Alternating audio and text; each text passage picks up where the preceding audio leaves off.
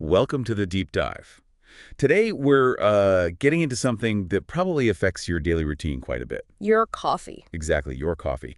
Specifically, the prices. We saw a pretty significant surge globally on July 17th, just today. Right. And it's more than just numbers going up on a screen. There's a whole story behind it. That's what we want to unpack here. Go beyond the headlines, look at the international trade stuff, the supply chains, all the forces that are actually moving these prices. Yeah, basically give you a shortcut to understanding what's really shaping the cost of that cup you're maybe even holding right now. We want to connect those dots. And we've got a good stack of updates to work with, reports from the big trading floors, London, New York, industry groups, domestic market stuff too. A pretty solid base to figure things out. Yeah. So, okay, let's start with the big picture. What actually happened with global coffee prices today, July 17th? Well, the main thing is, after prices wobbled a bit recently, today they kind of reversed course. They recovered. Okay. But it wasn't even across the board. Arabica prices jumped quite a bit more than Robusta. That's the key difference today. Interesting. A split. So can we break that down? What do the numbers look like for, say, Robusta first? Sure. So Robusta, that trades in London. The September contract, that's for delivery in September 2025, it finished at $3,427 per ton. Which was up slightly. Yeah, just slightly. Up about 0.5%, $19 a ton. The November contract did a little better, up about 1.1%, so $37, ending at $3,396. Okay, so Robusta saw a small lift. Pretty modest. Pretty modest, yeah. But then you switch over to Arabica, trading in New York, and it's a whole different ballgame. Right. You said that jumped more significantly. Much more. The September 2025 contract there surged 3.73%. That's 11.1 U.S. cents per pound. It closed way up at 308.45 cents a pound. Wow, okay, that is a big move. Over $3 a pound. And the November contract wasn't far behind, up 3.67% or 10.65 cents, hitting just over 300 cents per pound. So nearly a 4% jump for Arabica versus maybe 1% max for Robusta. What's causing such a big difference on the same day? There must be something specific hitting Arabica. There is, and it leads us straight into, well, international trade tensions. The main reason Arabica shot up like that is this looming threat of a big new U.S. tariff. A tariff. On what? On Brazilian coffee. The reports mention Mr. Trump threatening a 50% tariff specifically on coffee coming from Brazil, and it's supposed to take effect August 1st. August 1st, that's really soon. Exactly. So merchants, traders, they're basically scrambling right now. They're trying to rush as much Brazilian coffee, which is mostly Arabica, into the U.S. before that deadline hits. Okay, that makes sense. Get it in under the wire. A 50% tariff sounds, well, crippling. It really does. The sources we looked at say if that tariff goes into effect, it would, and I quote, almost certainly block the flow of coffee from Brazil to the U.S. Block the flow entirely. That's huge, given Brazil's importance. It is, and it raises serious questions about, market stability, how supply chains even cope with something like that. So what's Brazil saying or doing about this? Are they just waiting for it to happen? Well, the Brazilian Coffee Exporters Council, CCAFE, they've put out statements saying talks are ongoing with the U.S. specifically about coffee trade. Okay. And they describe these talks as being at an advanced stage and also very positive. Advanced stage, very positive. Does that sound like spin, or is there real hope there, do you think, given how close that deadline is? It's hard to say for sure, right? Trade talks can be unpredictable, but Brazil is, after all, the world's biggest coffee producer and exporter. They have some weight. Definitely. Yeah. What are their recent export numbers looking like? Does that give us any clues? It's actually quite interesting. In June, their green coffee exports were down quite a bit, 31% lower than June last year, about 2.3 million bags. Down 31%. That's a big drop. Yeah, and within that, Arabica was down almost 27%, Robusta down even more, like 42%. And even looking at the whole crop year, from July 24 to June 25, total exports were down 5.4%. Less coffee being shipped out. Less volume, yes. But here's the kicker. Despite shipping less coffee overall, their total revenue from coffee, including the processed stuff, actually hit a record high, $14.7 billion US dollars. Wait, hang on. Volume down, but revenue up. Oh. To a record level. Exactly. How does that work? Does it just mean prices were that much higher?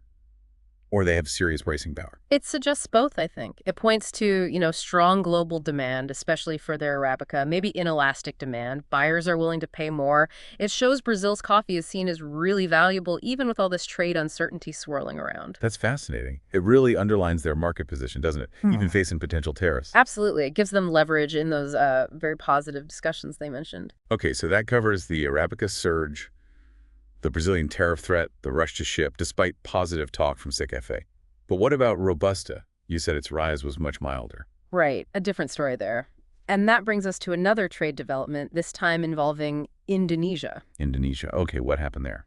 The U.S. apparently reached a new trade agreement with Indonesia, specifically affecting coffee tariffs.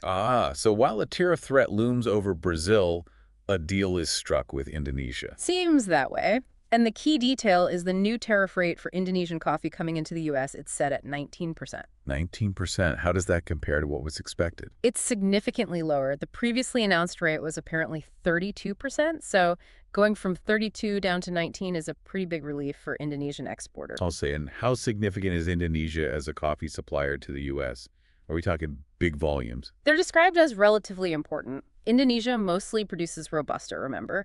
And according to USDA figures, between March 2024 and February 2025, they shipped about 726,000 bags to the U.S. Okay, not Brazil-level numbers, but still substantial, especially for Robusta. Exactly. So this lower 19% tariff makes Indonesian Robusta more competitive, more accessible for the U.S. market.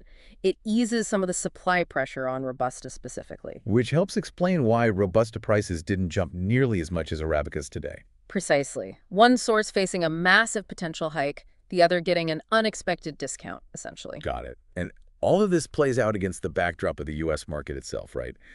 We drink a lot of coffee here. A huge amount. The U.S. is the world's #1 coffee consumer. We import pretty much all of it, over 25 million bags a year. 25 million bags. Yeah. So when these trade deals shift or tariffs are threatened, it's not just abstract economics. Yeah. It directly impacts this massive flow of coffee coming into the country. Absolutely. It can affect the price you pay, maybe even the kinds of coffee available on the shelves or in your favorite cafe down the line. It really brings global trade policy right into your kitchen. And you mentioned something earlier about a broader shift, something about Vietnam. Yeah, one of the sources made an interesting observation, kind of stepping back from the immediate news. They noted that the sort of overall global coffee flow changes in a direction favorable to Vietnam. Favorable to Vietnam. What does that imply?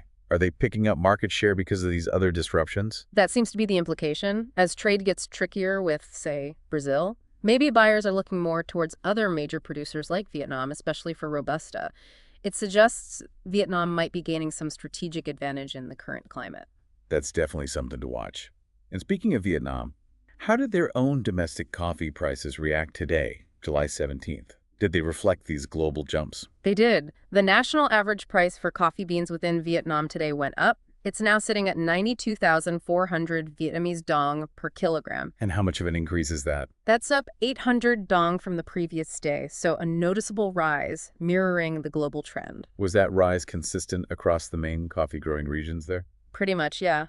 In Akluk, a key province, the price hit 92,500 dong per kilo. That was up 900 dong. Okay. And then in Lambong, Gia and Aklung, prices also rose by 800 dong, reaching 92,000, 92,300, and 92,500 dong per kilo, respectively. So a clear upward trend across the board domestically in Vietnam, too. Definitely. And it's interesting, you compare that to other local commodity prices. Like what? Well, pepper prices in Vietnam today were stable, unchanged at 139,000 dong. And the U.S. dollar exchange rate against the dong was also steady, around 25,940. So coffee's the one really moving right now. Exactly. It really highlights that the coffee market is particularly active and sensitive to these international trade dynamics at this moment. Other markets are comparatively calm. So wrapping this all up then, what's the main takeaway for someone trying to understand why their coffee might get more expensive or why these markets are jumping around? I think the bottom line is that today's price moves are a really clear example of how global politics and trade policy directly impact commodity markets. It's not just supply and demand in the simple sense. Right. It's these intricate negotiations, these tariff threats, the strategic moves by Big players like Brazil, Indonesia, and the U.S. Yeah, and these aren't just abstract economic forces. They ripple all the way down the supply chain and can genuinely affect the price and maybe even the type or origin of the coffee that ends up in your cup. It really makes you think differently about that daily brew, doesn't it? Yeah. It's a global product caught up in some high-stakes games. It definitely is. And maybe that leaves us with a final thought, something for you, the listener, to consider. Given how quickly these trade policies and supply lines seem to be shifting right now, Mm-hmm. what could the longer-term consequences be? Are we looking at more price volatility ahead? Will this change global agricultural trade patterns more permanently? And could it even eventually affect the specific flavors and varieties of coffee that are readily available to us in the future? That's the big question, isn't it? How deep and lasting will these ripples be?